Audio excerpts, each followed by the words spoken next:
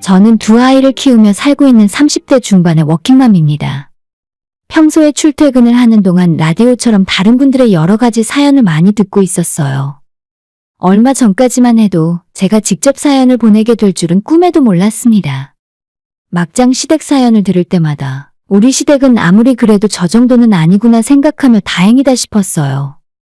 그렇다고 마냥 좋은 건 아니라서 신혼 초부터 시어머니와 미묘한 기류는 항상 있었지만 괜히 부딪히기 싫어서 지금까지 잘 참고 살았습니다. 하지만 얼마 전에 드디어 터질 게 터져버리고 말았어요. 제가 시어머니와 어떤 일이 있었는지 옛날 일부터 하나하나 말씀드려 볼게요. 이 집안의 시집 오기 3년 전에 시아버님은 먼저 세상을 떠나셨고 그래서 지금 시댁에는 어머님 혼자 계시는 상황이세요. 저희 시모는 시집살이라고 할 만큼 불러다가 일 시키거나 힘들게 괴롭히는 일은 거의 하지 않았습니다. 대신에 어머님이 말로 스트레스를 주고 사람을 질리게 만드는 스타일이에요. 어머님에게 지금까지 말로 당한 정신적 스트레스가 너무 심해서 한때는 다음날 시댁에 간다고 하면 밤에 잠이 오지 않을 정도였어요. 저는 하늘의 축복인지 결혼한 지 몇 달 만에 바로 첫째 아이를 가질 수 있었고 첫째 낳고 출산휴가를 써서 집에 있는 도중에 바로 둘째까지 임신하게 되어 둘째까지 낳고 육아휴직 연장해서 아직까지 집에서 두 아이를 보며 지내는 중이에요. 제가 공무원으로 일을 하고 있기 때문에 다른 건 몰라도 육아휴직 하나만큼은 철저하게 보장받을 수 있습니다. 친정부모님은 자영업을 하시기 때문에 매일 바쁘셔서 첫째 때도 둘째 때도 친정엄마 도움은 받지 못했어요.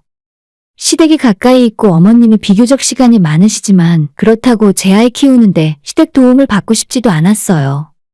차라리 제가 육아휴직을 풀로 다 쓰면서 혼자 아이 키워야겠다고 마음을 먹고 집에서 두 아이를 동시에 키우면서 살았는데 우리 시어머니가 쓸데없는 말이 정말 많으십니다.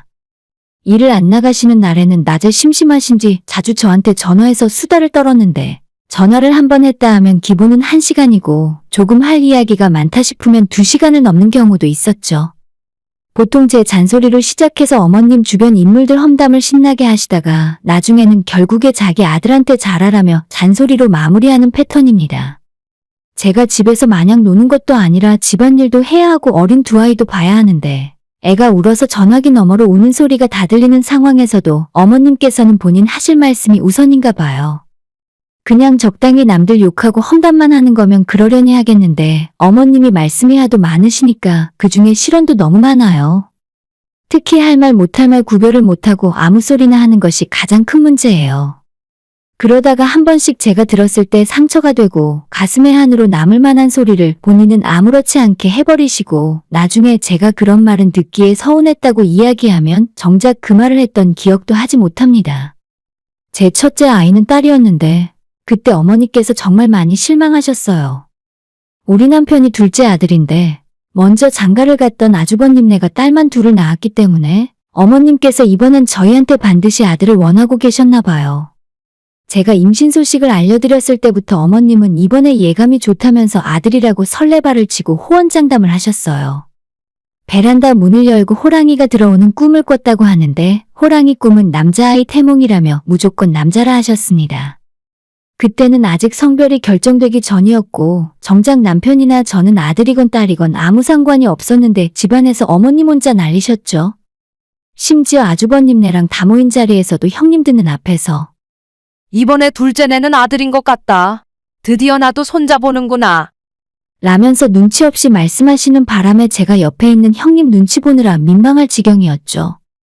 몇 주 후에 병원에서 제 뱃속 아이 성별이 딸이라는 걸 미리 알게 되었지만 남편과 상의 끝에 어머님한테 일단 말씀드리지 않기로 결정했습니다. 그전부터 어찌나 설레발을 떠시는지 괜히 먼저 이야기했다가 뱃속에 있는 내내 욕먹을 것 같았거든요.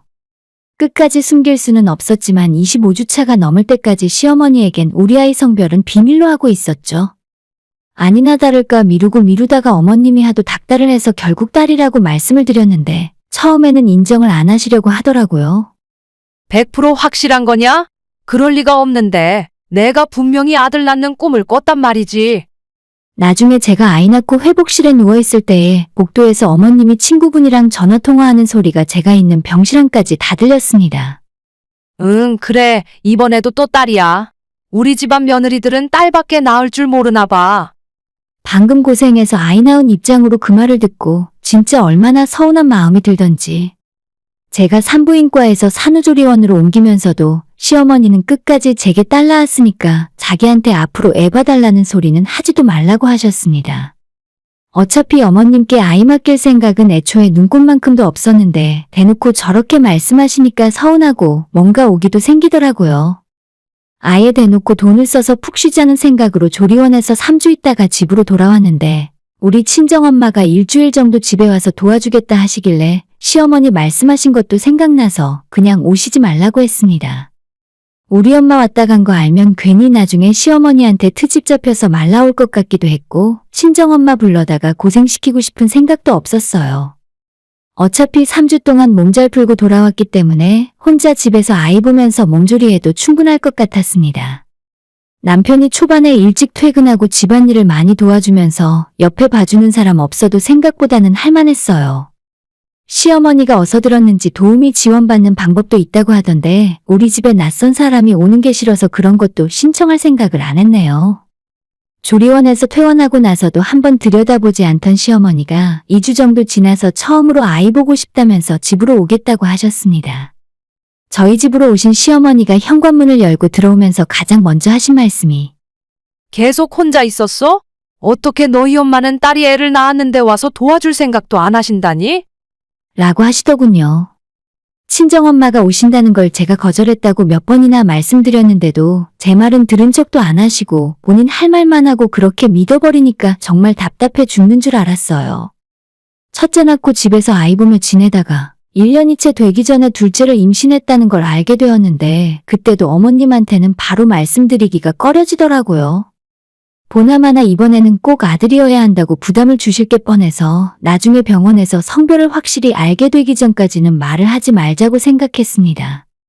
저랑 남편은 정말 아들이나 딸이나 아무 상관없었는데 어머님께서 저러시니까 스트레스 받아서 나도 모르게 마음속으로 둘째는 제발 아들이기를 바랬어요. 다행스럽게도 둘째는 아들이었고 병원에서 아들이라고 말을 듣자마자 시모한테 이 사실을 이야기할까 하다가 그냥 숨기기로 했습니다.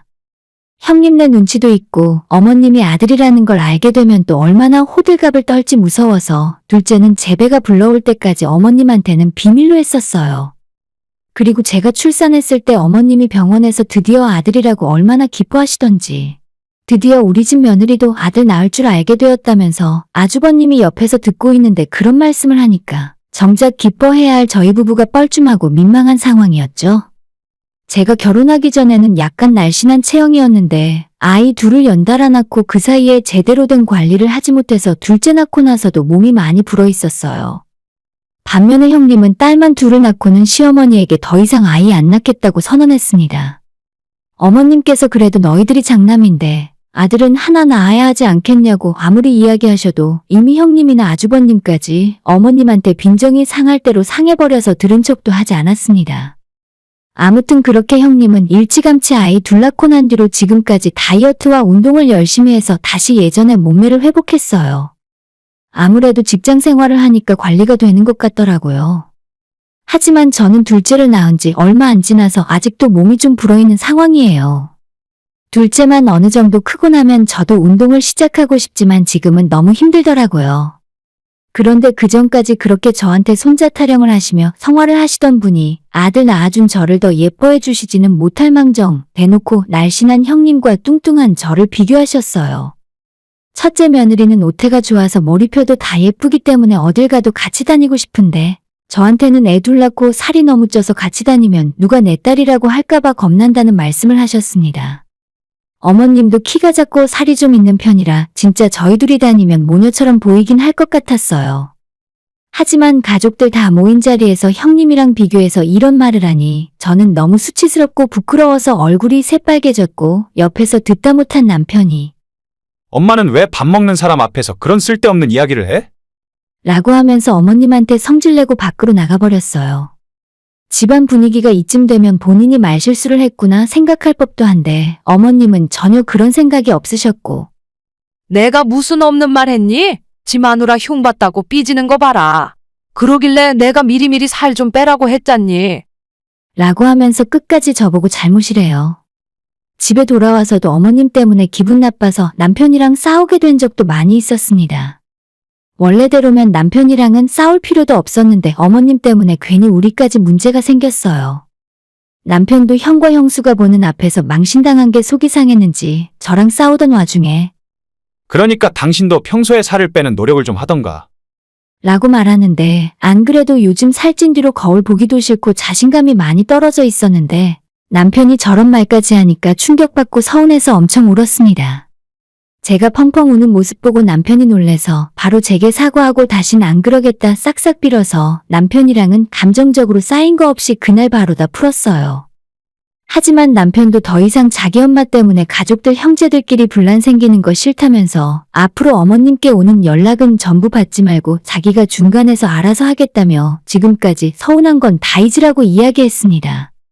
제가 결혼 전에는 항상 46kg에서 48kg 정도를 유지하고 살았는데 아이를 연년생으로 낳고 나니 몸무게가 20kg는 넘게 찌더라고요. 시모나 남편이 뭐라 하지 않아도 제 스스로 너무 스트레스 많이 받고 있었고 오죽했으면 남편과 당분간 별거하고 아이들이랑 친정 들어가서 살고 싶은 마음이었는데 당장 두 어린 애들이 마음에 걸리고 시어머니 때문에 남편과 따로 살고 싶진 않았어요. 그 뒤로는 정말로 남편이 중간에서 잘 막아줘서 그런지 시어머니에게 연락 오는 일도 없었고 저도 아이들이랑 정신없이 지내고 틈틈이 운동을 하면서 살도 조금 빠진 상황이라 예전보다는 조금은 나아진 것 같습니다. 하지만 당연히 그 일에 대해서 시어머니께 사과 한 번 받은 적 없어요. 어머님은 절대 본인 잘못을 인정 안 하시고 항상 남 탓만 하시는 분이니까요. 그나마 위에서 이야기한 내용은 어머니가 말로 괴롭히고 정신적으로 힘들게 하시는 일인데 정말 결정적인 사건은 따로 있었습니다. 몇 년 전 저희 결혼할 때 신혼집 구하면서 현금이 많이 부족했어요. 전세를 얻을까 하다가 우리 두 사람 가진 돈을 다 합치고 조금 무리하면 집을 살 수도 있을 것 같아서 아파트를 보러 다니던 중에 저희 마음에 쏙 드는 집이 있었는데 대출까지 풀로 받고 남편의 퇴직금까지 미리 땡겨받아도 3천만 원 정도가 부족한 상황이었습니다. 친정부모님은 1년 전에 넓은 평수로 이사를 하신 지 얼마 안 된 상황이라 여유현금이 없었고 결국 남편이 시어머니한테 이야기를 해본다 하더라고요. 며칠 후에 시어머니께서 흔쾌히 빌려주시기로 했다면서 얼마 후에 진짜 3천만 원을 받아왔습니다. 그냥 준 돈은 아니고 우리가 결혼해서 차차 갚아야 하는 돈이긴 했지만 그래도 어머님 도움으로 원하는 집을 구입할 수 있었어요. 그때까진 제가 시어머니를 본격적으로 겪기 전이라 큰돈 빌려주셔서 정말 감사했고 앞으로 결혼하고 난 뒤에도 정말 잘해야겠다 생각했어요. 하지만 저희가 신혼집 구하고 결혼하고 난 뒤에는 어머님이 얼굴 볼 때마다 그 3천만 원 빌려준 걸로 생색이란 생색은 있는 대로 내시더라고요. 결혼한 이후에 저희가 한 달에 100만 원씩 갚겠다고 말씀드렸더니 자기는 당장 돈 쓸 곳도 없으니까 천천히 여유 있을 때 갚거나 아니면 나중에 어머님이 늙고 병들면 모른 척 하지 말고 데리고 살면 되겠다는 농담까지 하셨어요. 내가 너네 집에 지분 있는 건 알고 있지? 나중에 요양원 보낼 생각 말고 너네 집에서 같이 살면 되겠다. 농담인지 진담인지 말 속에 뼈가 있었고 진짜 어머님 모시고 산다는 건 생각만 해도 정말 끔찍해서 소름이 끼칠 정도입니다. 저희는 결혼하고 반년 정도 지난 뒤로부터 통장에 돈이 쌓이기 시작했기 때문에 어머님의 돈을 갚기 시작했어요. 처음엔 매달 100만 원씩 드리겠다고 말씀을 드렸더니 매달 조금씩 푼돈으로 받고 싶지 않다고 하시길래 몇 달에 한 번씩 500만 원 정도 모아서 갚았고 지금까지 2천만 원의 돈을 갚았어요.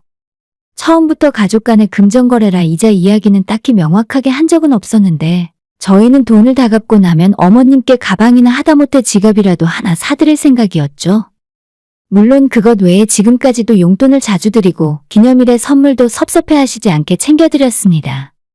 제 기준으로 나름대로 시댁관리 잘하고 있다고 생각했는데 별다른 기미도 없이 며칠 전에 어머님께서 갑자기 제게 전화를 하시더니 너희들은 빌려간 돈 언제 다 갚을 생각이니? 얼마 되지도 않는 그 돈 받으려다가 내가 먼저 늙어 죽겠다. 갑자기 돈을 갚으라 하는 거예요. 저희가 돈이 없어서 안 드리는 것도 아니고 아이 둘을 한꺼번에 키우면서 목돈까지 모아야 하는 상황이라 가지고 있는 현금을 탈탈 털어드리긴 부담스럽잖아요. 지금까지 500씩 갚을 때도 아무런 말씀이 없었는데 갑자기 이러시니 당황스러웠죠. 당연히 빌린 돈을 가장 먼저 갚는 게 원칙이지만 저희도 애들 커나가는 것도 준비해야 하고 미래를 위해 투자도 해야 하는데 전부 어머님께 사전에 미리 양해 구하고 허락을 받은 대로 착실히 갚아나가고 있었거든요. 그리고 이런 이야기는 좀 그렇긴 하지만 아주버님 결혼할 때는 집 구하는데 보태라고 시어머님이 1억을 해주셨는데 저희 결혼할 때는 뭔가 해주겠다는 말씀이 없었습니다. 애초에 남편이랑 제가 양가 부모님께 손 벌리지 말고 우리 형편 되는 대로 시작하자고 준비를 했던 거고 거기서 돈이 좀 모자라서 어머님께 빌리게 된 상황이었습니다. 그런 건 어차피 다 핑계고 저희도 빨리 다 갚고 싶었는데 제가 아이 낳으면서 바로 육아휴직 중이고 줄어든 월급으로는 여유가 그리 크지 않았어요. 그치만 이런 저희들의 상황까지 다 어머님께 말씀을 드렸고 천천히 500씩 갚겠다고 이야기가 다 된 상황이었습니다. 돈 빌린 지 얼마가 지났는데 그전까지는 별다른 말씀 한 번 없다가 왜 이제 와서 갑자기 이렇게 말씀하시는 건지 통 이해를 할 수가 없었습니다. 저희가 따로 들고 있는 적금을 깨면 1,500 정도 있는데 저도 화가 나서 어머님께 내일 은행 가서 적금 깨고 나머지 1,000만 원 보내드리겠다고 말씀을 드렸더니 이제는 또 하시는 말씀이 그렇게 니들 돈을 받으면 자기가 마음 편하겠냐며 천천히 갚으라 하시고 전화를 끊으셨어요. 그날 저녁 퇴근한 남편에게 낮에 어머님한테 전화가 와서 남은 돈 바로 갚으라는 식으로 말씀하셨다고 하니까 남편은 자기 엄마가 또 시작이냐면서 머리가 너무 아프다고 두통약까지 먹더라고요. 남편이 말하기를 엄마가 최근 들어서 형이랑 자기한테 조만간 너희들 둘 중 하나랑 같이 살았으면 좋겠다는 식으로 말씀하신 적이 있다 하더라고요. 하지만 두 형제 모두 다 어머님이랑 같이 사는 건 엄두가 안 나서 못 들은 척 대답을 안 하고 있는 중이랍니다. 더군다나 아주버님네는 형님이 성격이 세고 자기 주장이 강하기 때문에 씨알도 안 먹히는 상황이었고 최근 들어서는 그나마 만만한 우리 부부한테 같이 살았으면 좋겠다고 압박을 넣고 있으셨나 봐요. 남편이 아이들이 둘이나 있고 이 와중에 어머님까지 모시고 살기엔 불편해서 안 된다고 거절을 했더니 그새 분을 못 참고 저한테 전화를 해서 자기가 빌려준 돈을 갚아라 어쩌라 으름장을 놓은 것 같다 하네요. 그 이야기 듣자마자 저는 온몸에 소름이 쫙 끼쳤습니다. 며칠 전에 남편에게 전화해서 모시고 살라는 식으로 한참을 말씀하셨다는데 그걸 거절하니 이번엔 저한테 전화하셔서 말도 안 되는 트집 잡고 화풀이를 당한 겁니다. 남편도 이번 일에는 너무 충격을 먹었는지 더 이상 아무런 말을 하지 않다가 다음날 적금 붓고 있던 거 바로 해지하고 어머니한테 그동안 빌려 쓴 이자까지 넉넉하게 쳐서 1,200만 원을 보내드렸어요. 어머니가 그 돈이 입금된 걸 확인하자마자 저한테 다시 전화하셔서는 너도 독하다 진짜. 내가 너한테 그냥 농담 한번 한 거 가지고 바로 이렇게 나오기냐? 1,000만 원만 주면 될 것이지 200만 원은 이자 먹고 떨어지라는 거야? 저는 어머님이 아무리 시비 걸어도 아무 말도 안 하고 가만히 있었어요. 안 그래도 스트레스로 머리가 터질 것 같았는데 여기서 어머님이랑 괜히 말 섞고 싸우다가는 똑같은 사람이 될 것 같았거든요. 혼자 실컷 화풀이 하시고는 제가 대답도 안 하고 있다는 걸 알아차리시고는 너희들 어디 다음에 두고 보자면서 전화를 끊으셨습니다. 며칠 후 주말에 남편이 어머님 댁을 직접 갔다 오더니 아주 침통한 얼굴로 시어머니는 앞으로 신경 쓰지 말고 살아도 된다고 하는데 가서 대체 무슨 일이 있었냐고 물어봐도 남편은 아무 말도 하지 않고 그냥 누워만 있어요. 아마 시어머니랑 엄청 싸우고 온 모양인데 저도 이제 그냥 어머님 일은 모른 척 하려고요. 사실 제가 시집 온 뒤로 시어머니에게 그렇게 욕먹을 짓을 한 적은 없거든요. 최고의 며느리까지는 아니었어도 기분은 하려고 노력했고 제가 먼저 어머님을 미워하지도 않았어요. 아마 거절을 잘못하는 제 성격 때문에 만만하게 보고 잡아먹으려 하시는 것 같은데 이제는 저도 어머님 포기했고 앞으로는 남편 말대로 먼저 연락 안 하고 안 보고 살려고요. 그래서 지금도 시어머니 생각만 하면 숨이 턱턱 막힙니다. 애도 보기 싫다는 분이 저희랑 같이 합가해서 살려고 생각하셨다니 정말 소름 끼쳐요. 그래도 이제는 자주 얼굴 볼 일 없을 것 같고 신경 안 써도 된다는 생각에 기분은 조금 좋습니다. 시어머니 성격에 이대로 넘어가진 않을 것 같지만 남편이 앞에서 다 막아주니까 저도 무서울 거 하나 없네요. 오늘의 사연은 여기까지입니다. 구독과 좋아요, 알람 설정 부탁드려요. 다들 행복하시고 좋은 하루 되세요.